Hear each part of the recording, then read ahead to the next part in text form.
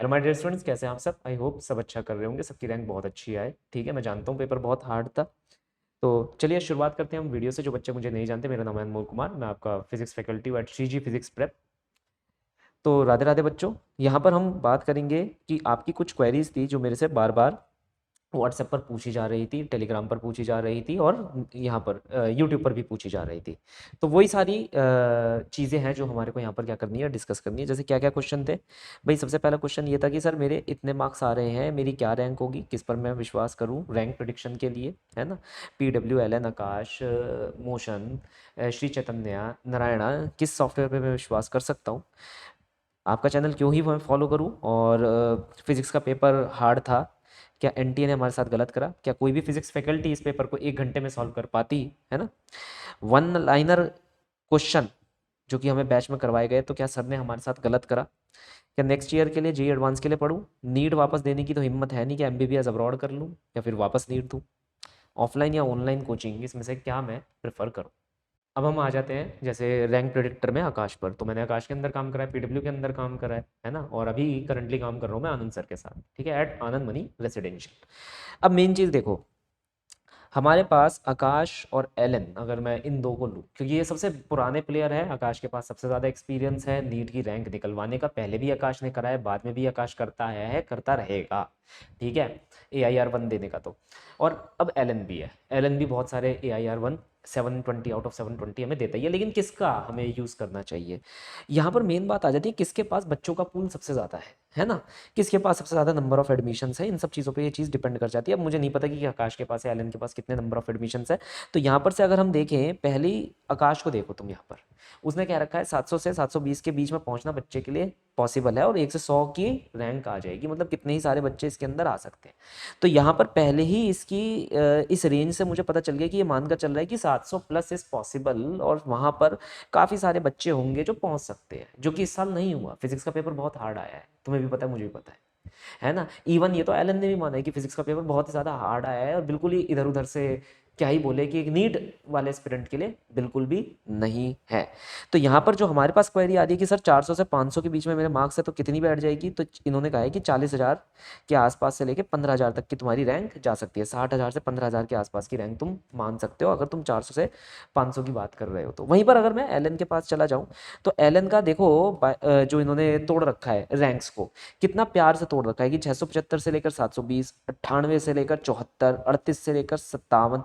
तुम ये देख रहे हो, छोटा छोटा डिफरेंस है। मतलब इसके पास सैंपल स्पेस बहुत ज्यादा है ना बच्चों का, कि इसके पास बहुत ज्यादा बच्चे हैं जो नीट के अंदर है, जिन्होंने नीट का एग्जाम दिया, सबके अलग अलग मार्क्स आ रहे हैं, उनके बेसिस पर इसने रैंक प्रिडिक्ट करी है।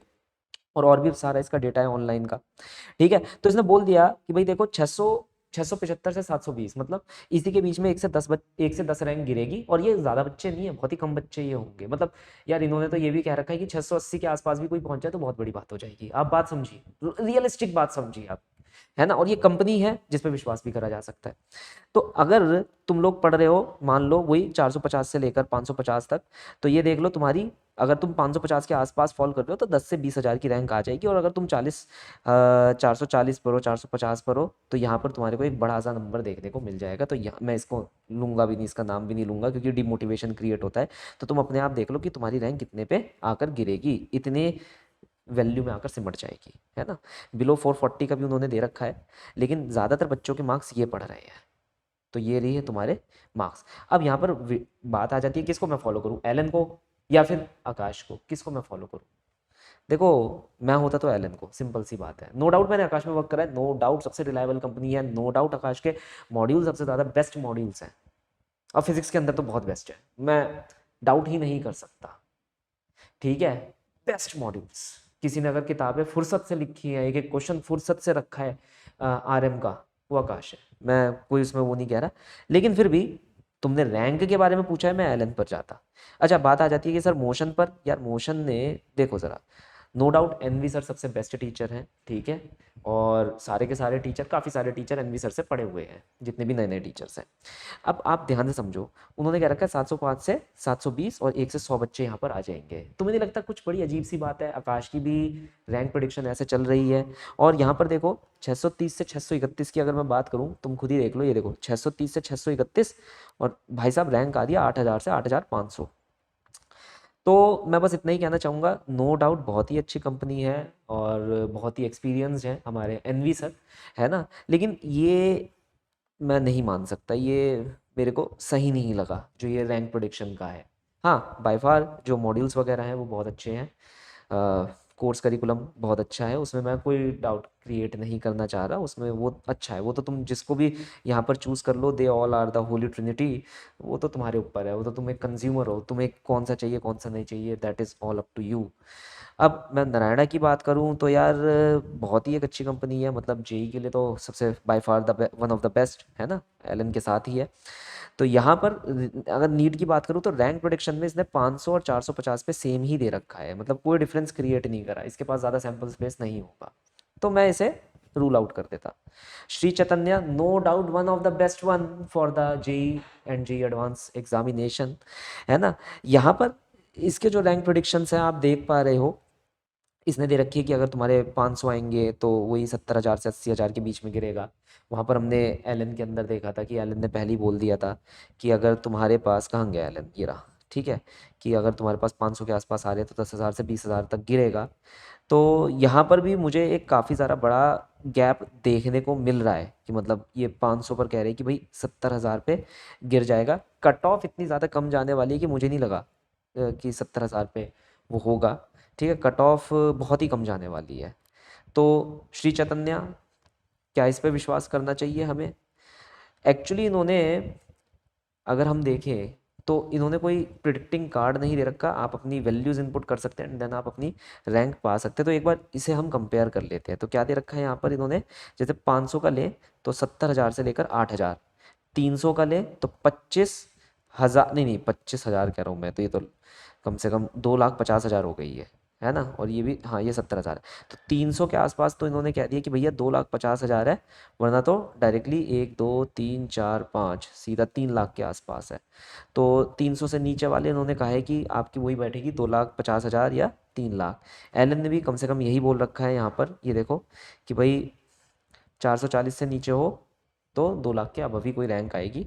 तो लगभग लगभग इनका साथ में ही चल रहा है। 500 पर अगर तुम देखो तो 70,000 दे रखी है यहाँ पर से 80,000, और हम यहाँ पर आ जाते हैं 500 के आसपास, ये देखो ये है 30,000 से लेकर 50,000, मतलब एलन के पास वर्क पूल बहुत ज़्यादा है, तो वो कह रहा है कि 30,000 से लेकर 50,000, लेकिन हम ये मानकर चल सकते हैं कि it will not be like 30,000 से 50,000, थोड़ा सा 50,000 प्लस जाएगा और 30,000 के थोड़ा सा नीचे आएगा, तो 20K से लेके तुम 80K तक मान कर चलो, तो ठीक है।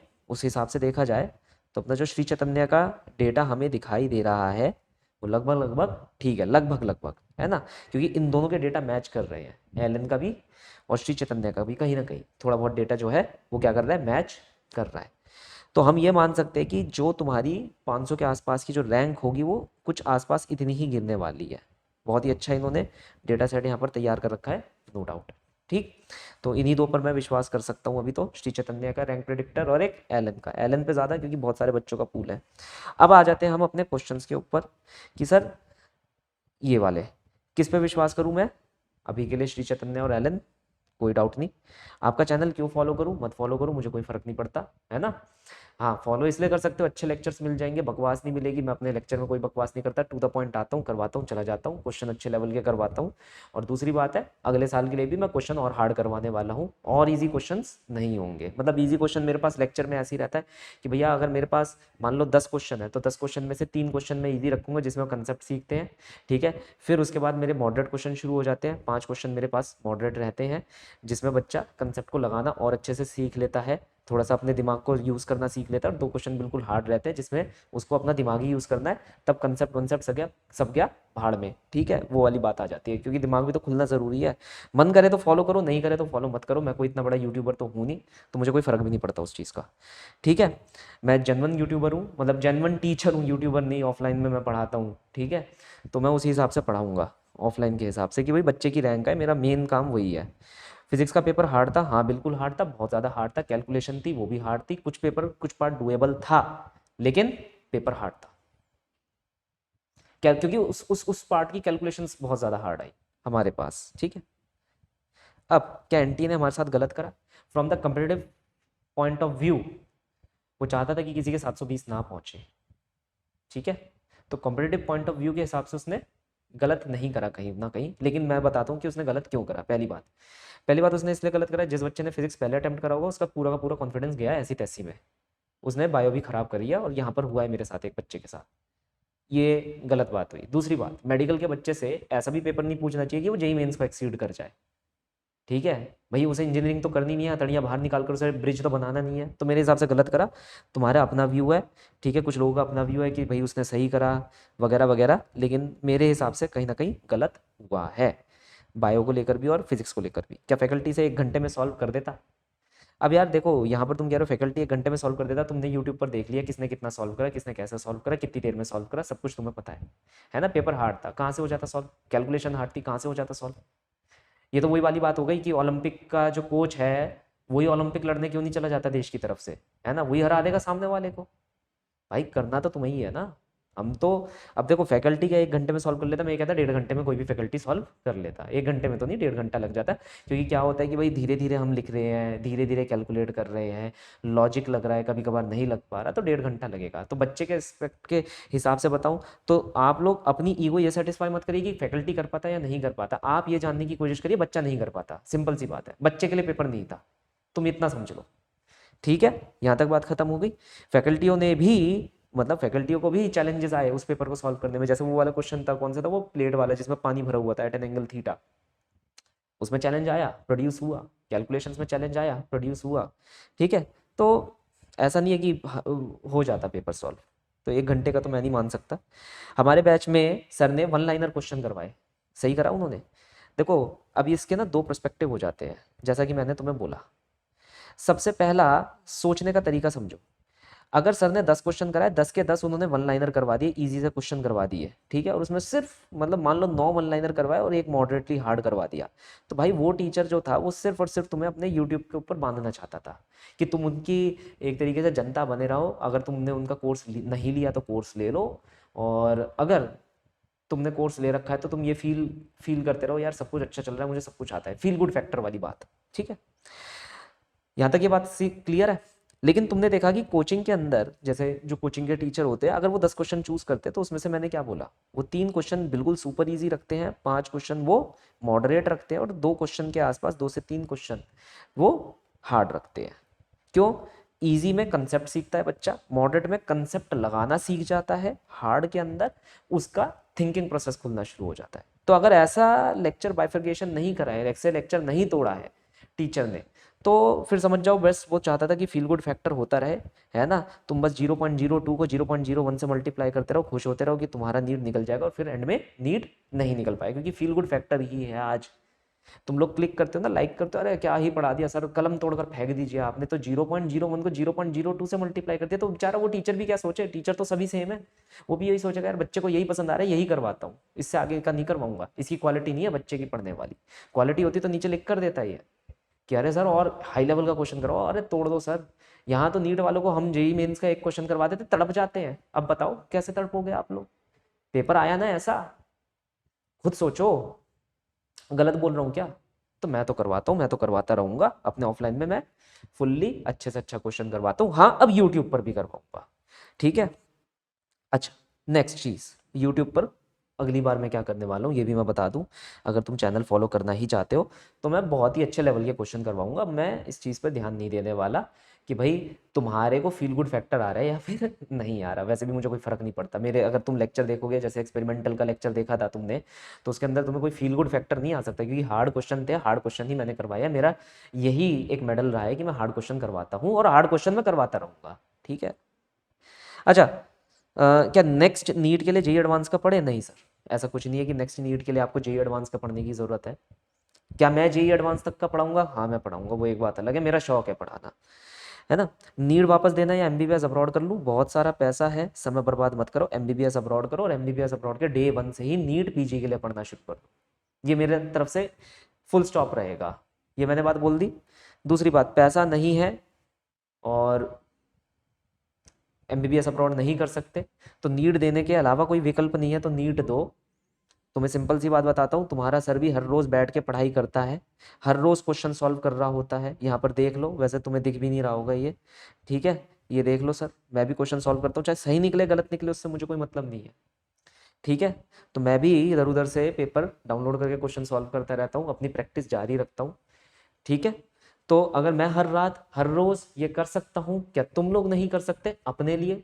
तुम्हें तो कुछ पाना है, मुझे क्या ही पाना है ना। तो प्लीज थोड़ा सा आप ध्यान रखिएगा, never lose the hope, hope कभी हमें लूज नहीं करनी, हमेशा आगे बढ़ते रहना है, क्योंकि कृष्ण ने कहा है कि क्या ही फर्क पड़ता है, तुम तो सिर्फ चूज ही कर सकते हो, तुम्हारे पास चॉइस ही तो है, या तो तुम करोगे या तो तुम नहीं करोगे, इसके अलावा क्या? तुम्हारा फल पे कोई अधिकार नहीं है वैसे भी, यार मैंने पढ़ा तो मेरे तो रैंक ही आ जानी चाहिए, इस पे कोई अधिकार नहीं है, तभी तो मैं हर रोज पढ़ता रहता हूँ। भाई हम भी टीचर हैं, हमें भी तो हर जगह जाकर इंटरव्यू देने पड़ते हैं, कहीं सिलेक्शन होगा कहीं सिलेक्शन नहीं होगा। अब मैं ये थोड़ी ना सोचता रहूंगा यहाँ सिलेक्शन नहीं हुआ तो मैं पढ़ना बंद कर दूं अगले दिन से, मुझे भी तो अपना पैकेज अच्छा करना है, मुझे भी तो और मेहनत करनी है अपने माँ बाप के लिए, कोई मैं डिफरेंट थोड़ी ना हूँ, मेरे भी तो माँ बाप हैं, उनके लिए मुझे भी तो मेहनत करनी है, अपने लिए भी मेहनत करनी है, अपने बच्चों के लिए भी मेहनत करनी है, मैं पढ़ूंगा अच्छा तो वो और अच्छा पढ़ेंगे मेरे से, बात समझ रहे हो? ठीक। तो जब मैं कर सकता हूँ तो तुम क्यों नहीं कर सकते, इसमें कोई शर्म की बात तो है नहीं। अरे कि यार अनमोल सर तो रोज प्रैक्टिस करते हैं फिजिक्स की, करता हूँ भाई, तू भी आकर कर, अच्छे से मिलकर दोनों मिलकर करेंगे, दोनों मिलकर आगे बढ़ेंगे, तुम एक अच्छा डॉक्टर बन जाओगे, मैं एक और अच्छा टीचर बन जाऊंगा, है कि नहीं? तो क्योंकि भाई मैं ये नहीं मानता कि भाई तुम ये बोल दो अरे यार ये तो कितना बड़ा जेई एडवांस का टीचर है, इससे हर क्वेश्चन सॉल्वेबल होगा, ऐसा कुछ नहीं होता। तुम लोग ये बेवकूफ़ वाली बातें करके बैठे हुए हो, नहीं हो पाते कई टीचरों से कुछ क्वेश्चन सॉल्व, ये भी बात बता दूं मैं तुम्हें, लेकिन चलो खैर जाने दो। मैं मेन चीज़ इस पर आता हूँ कि प्रैक्टिस करोगे तो ही तुम बेटर बनोगे, दैट इज़ द लॉ।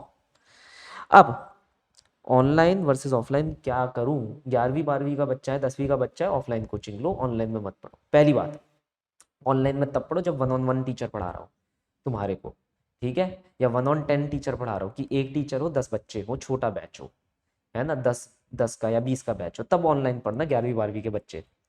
दूसरी बात, ऑफलाइन किसके लिए है? 11वीं 12वीं के बच्चों के लिए मैंडेटरी, अगर तुम करना ही चाहते हो, नीट या जेई जो भी।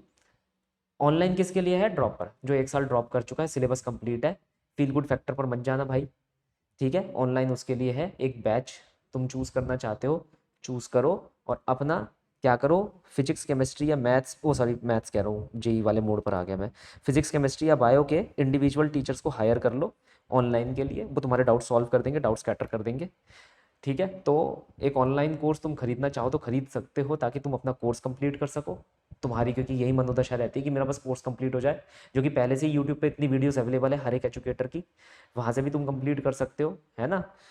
और अपने डाउट इंडिविजुअल टीचर से स्कैटर करवा लो, फिजिक्स का ले लो, केमिस्ट्री का ले लो, मैथ्स का ले लो या बायो का ले लो, डाउट सॉल्विंग करवाओ बस, क्योंकि उसमें क्या होता है, तुम्हें सिर्फ एक सेशन के पैसे देने हैं, कि भैया 100 रुपये दे दिए, 1000 दे दिए, 2000 दे दिए, काइंड ऑफ लाइक, ये डिपेंड करता है कि कौन से टीचर किस लेवल का है और कितने पैसे ले रहा है ना, वो मैं नहीं कहूँगा, वो तुम अपने रीजन में जाकर देख सकते हो, ठीक है। तो यहाँ पर बात पता चल गई, offline strictly for 11th 12th, online for which one? Online रहता है हमारा ड्रॉपर्स के लिए जो 1 साल ड्रॉप कर चुके हैं। तो यहाँ पर मैंने कर दी सारी की सारी बातें क्लियर। ड्रॉपर्स भी ऑफलाइन ज्वाइन कर सकते हैं, एक ऐसा ऑफलाइन सेंटर जहाँ पर तुम्हारे पास पूरी, तुम्हारे ऊपर पूरी नज़र हो, है ना, स्केड्यूल बने तुम्हारा, तुम्हारा मेंटोर हो, तुम्हारे को असाइंड मेंटोर हो, कि भाई कोई भी प्रॉब्लम आए तुम डायरेक्टली बात करो, 24/7 डाउट सॉल्विंग हो, तो ऐसे किसी ऑफलाइन कोचिंग में जाने की कोशिश करना। डे बोर्डिंग है तो फिर वही रहेगा कि जहाँ पर डाउट फैकल्टी बहुत ज़्यादा अवेलेबल हो, डाउट मेन होते हैं, बाकी कुछ मेन नहीं होता। तो चलिए मिलते हैं आपसे नेक्स्ट क्लास के अंदर। अगर आपका मन है लाइक शेयर सब्सक्राइब कर दीजिए, एज़ यूजुअल मुझे कोई लाइक शेयर एंड सब्सक्राइब की भूख नहीं है, बच्चा आता है बच्चा जाता है, मुझे कोई फ़र्क नहीं पड़ता। कृष्ण ने और राधे ने मुझे बोल रखा है कि तू बस लेक्चर निकाल, जिसकी मदद हो सकती है उसकी मदद कर, वैसे भी क्या ही फ़र्क पड़ जाएगा, है ना, at the end of the day, कि भाई सबको तो वहीं पर है जाना। तो मिलता हूँ आपसे नेक्स्ट क्लास के अंदर, अपने अंदर मेच्योरिटी रखिए और अपना काम अपना रोल अच्छे से अदा करिए। Thank you.